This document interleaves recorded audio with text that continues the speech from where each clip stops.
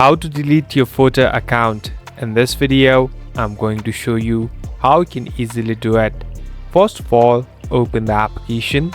Now, here on the right bottom, you can see a profile icon. Simply tap on the profile icon. So basically, we're in the settings interface. Here, there are different options and you can even customize it. Now slowly scroll down. Here, there's a section of settings. Tap on settings, and on the top there's another section of account management. Simply tap on it. So this is the place where you can delete your account. Here on the bottom, tap on account cancellation, and here you can easily do it. So at last, hit on confirm cancellation and tap on continue. Now the account is permanently gone and you're all set to go. Now you can simply go back and it's done. Thank you for watching this video. I hope this video will help you.